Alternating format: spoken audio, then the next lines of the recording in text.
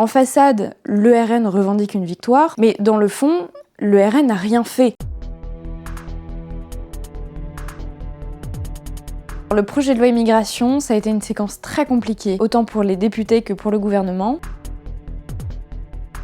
Puisque mardi soir, le texte a finalement été adopté, mais il faut prendre en compte le fait que ce n'est pas le texte que voulaient les députés. Une semaine plus tôt, ils s'étaient réunis en hémicycle pour débuter les débats. Or, ces débats ont été arrêtés de manière prématurée puisque les oppositions se sont coalisées et ont adopté une motion de rejet préalable. Les députés n'ont pas pu avoir de débat, ils n'ont pas pu examiner la version du texte qu'ils avaient établie en commission des lois, qui revenait sur le travail qu'avaient fait les sénateurs quelques semaines plus tôt et qui avait sévèrement durci le texte initial du gouvernement. Et en plus, c'est cette version durcie du Sénat qui a finalement été examinée en commission mixte paritaire à huis clos pour essayer de trouver un accord, un compromis entre les Républicains et le gouvernement et sa majorité. Donc finalement, certes, le projet de loi immigration a été adopté, mais les députés n'ont pas eu de débat et ils ont dû s'exprimer sur un texte qui n'était pas le leur, qui était celui de la droite et qui, dans sa forme finale, ressemble beaucoup plus à ce que voulaient les Républicains que ce que voulait la majorité présidentielle.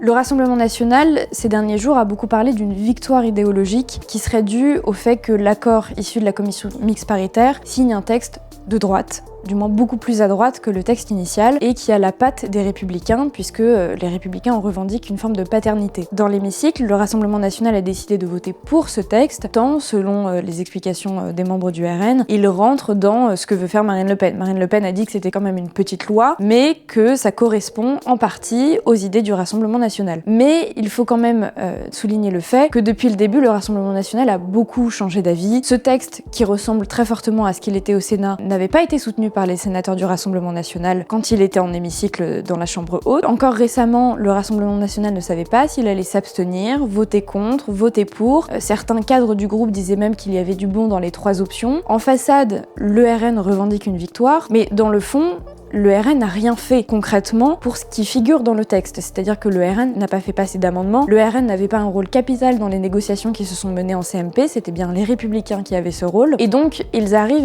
et essayent de prendre une partie de cette victoire que la droite revendique aussi beaucoup, mais on voit aussi qu'on est plus dans des histoires de coups politiques, puisque le RN est finalement allé là où il avait le plus d'intérêt à aller, il savait qu'en votant pour, il allait mettre en difficulté et piéger d'une certaine manière la majorité, mais il ne faut pas oublier que sur le fond du texte, le RN n'a rien fait pour en arriver là, ce sont majoritairement des décisions prises du côté des Républicains et de la majorité, donc il est possible que dans l'opinion, Marine Le Pen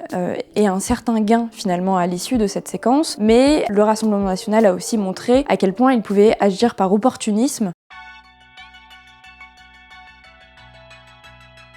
Alors Gérald Darmanin est parti avec beaucoup de confiance dans ce projet de loi immigration. Il voulait absolument sa grande loi qui conservait l'aspect à la fois ferme et l'aspect humaniste, en même temps à la Emmanuel Macron, auquel Gérald Darmanin tenait. Et finalement, dans ce moment, il nous a montré qu'il pouvait se tromper. Lui qui était vanté comme étant un grand politique, même un des meilleurs du gouvernement, nous a montré qu'il pouvait avoir des affirmations assez péremptoires et que finalement celles-ci soient démenties, puisque Gérald Darmanin a fait plusieurs paris qui se sont révélés être des échecs. Il a d'abord commencé l'examen du projet de loi immigration par le Sénat en se disant que ça allait lui permettre d'envoyer des signaux à la droite. Ensuite, il est venu en commission des lois à l'Assemblée nationale, sauf que dans cette commission des lois, il s'était un peu mis à dos les députés de sa propre majorité parce qu'il avait laissé le Sénat, justement, beaucoup modifier la version du texte initial. Et puis en commission des lois, pour retrouver un peu la confiance de ses députés, il a laissé la majorité détricoter ce qui s'était passé au Sénat, et donc finalement, il s'est mis à dos le Sénat et la droite de manière générale. Et à la fin, là où il continuait de dire que les Républicains allaient lui apporter son soutien, du moins une partie d'entre eux, et bien finalement on lui a démontré le contraire, puisque les Républicains se sont liés avec les autres oppositions, la gauche et le Rassemblement national, pour voter une motion de rejet préalable et donc faire échouer le texte dès son arrivée à l'Assemblée. Donc on voit qu'à plusieurs reprises, Gérald Darmanin, qui envoyait des signaux toujours très rassurants aux uns et aux autres, a finalement montré qu'il pouvait se tromper, aussi bien dans ses calculs que dans ses paris, même dans ses négociations en coulisses. Et récemment encore, il s'est trompé, puisqu'il a dit aux députés de la majorité que le Rassemblement national ne voterait pas le texte tel que sorti de la commission mixte paritaire parce que le Rassemblement national avait voté contre ce texte au Sénat, et finalement le Rassemblement national a annoncé qu'il allait voter pour en début d'après-midi mardi, ce qui a plongé la Macronie dans une forme de panique à l'idée de joindre ses voix à celles du Rassemblement national. Donc une fois de plus, Gérald Darmanin s'est trompé, à la fin Il a son projet de loi, mais ça n'est plus du tout ce qu'il avait envisagé au départ. Et surtout, entre-temps, sa crédibilité vis-à-vis des députés de la majorité a été sérieusement entachée.